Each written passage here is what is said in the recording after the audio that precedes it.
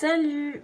Là, j'étais en train de préparer mon petit déjeuner et, euh, et j'ai pensé à toi. Je me dis, est-ce que tu déjeunes des fruits au petit déjeuner? Est-ce que tu déjeunes d'autres choses? Là, tu vois, j'ai trouvé une prune. Une...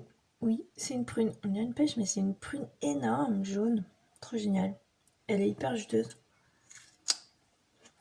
Je vais mettre aussi poire, banane et puis des graines de chia. Je sais pas si tu connais les graines de chia, c'est des trucs un peu gluants là. J'adore, je mets avec du lait de noisette. Euh, Tous mes fruits dans du lait de noisette et c'est super bon.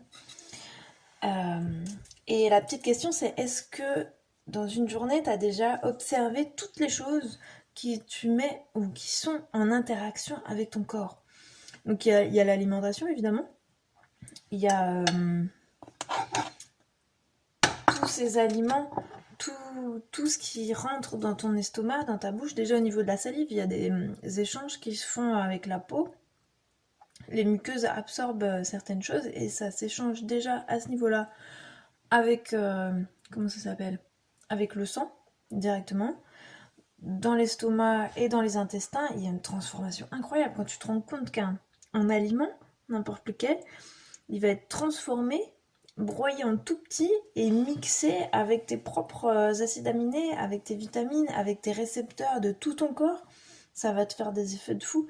Ben, on dit bien, c'est Aristote qui dit que ton aliment soit ton médicament. C'est un médicament, c'est un grand mot, mais c'est déjà ce qui nous fait vivre. Donc tu te rends compte à quel point n'importe quel aliment, n'importe quelle chose que tu mets dans ton corps, ça fusionne avec ton corps et tu reçois plein d'informations, plein de vitamines, plein de choses. Donc je t'invite à faire un jeu sur une journée.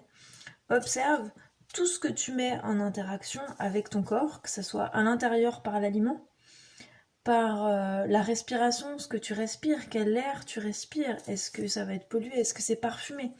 J'adore me balader dans les rues et sentir, ici c'est les différents arbres, l'odeur de la rivière.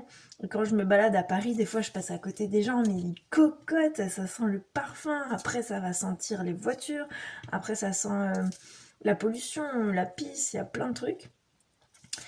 Euh, Observe aussi qu'est-ce que tu mets en interaction au niveau de ta peau. Si tu mets des crèmes, si tu mets du parfum aussi, un genre d'alcool directement sur ta peau, qu'est-ce que ça peut faire au niveau de ta peau? Et le goût, le son aussi, c'est quelque chose d'hyper puissant. On utilise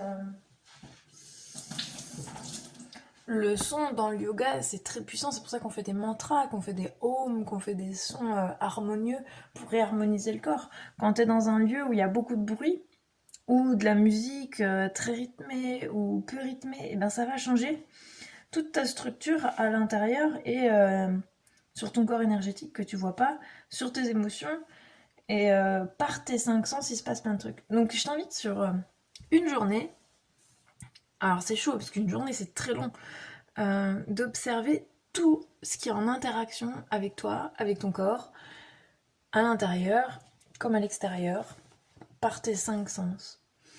Voilà, partage-moi ce qui te surprend le plus, que ce que tu n'avais pas conscience, qui est en interaction avec ton corps et qui pourtant agit sur toi et qui peut peut-être modifier tes émotions, ton énergie. Si des fois tu as des coups de mou, c'est peut-être juste parce qu'à ce moment-là, t'as pas remarqué qu'en fait il y a cette musique insupportable que tu as dans la tête. Si tu la coupes, est-ce que ça va mieux?